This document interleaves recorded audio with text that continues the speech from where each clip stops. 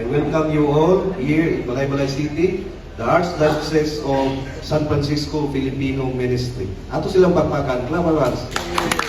Yan kapian kau. Really clap around me. Yan kapian kau. Klamas. Yan ka-ian. Clap your hands. To the organizer, led by Raja Tours, local handler, tourist, depot travel, we really appreciate your effort and we really thank you.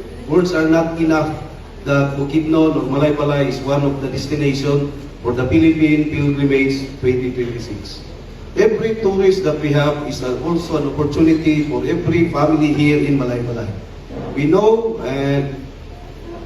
that Malaybalay is not a heavy industry city. We are just a middle-class city. Most of our constituents rely on agriculture. I think almost 70 to 80% of our people.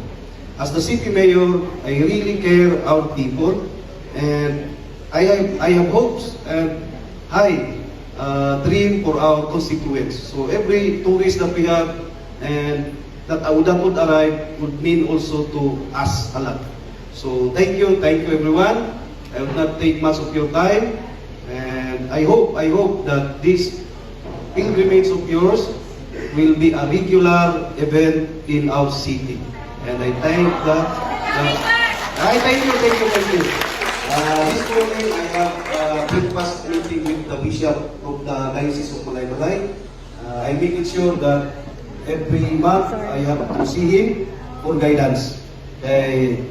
My position is not permanent. This is only lent to me by the people of Malaybalay. They have high trust on me and I won't fail the people of Malaybalay. The more people that visit us here, it will be an opportunity for us. Saka means climb up here in Malaybalay. You experience our local culture, our hospitality. With that, thank you everyone. Madako la salamat kanoyalan. Salamat everyone. Thank you so much, Mayor. Salamat. Outboard, that is our Honorable Mayor, Honorable J. Warren Paviliara. I believe that everyone is hungry, right? So I would like to request everybody to please rise.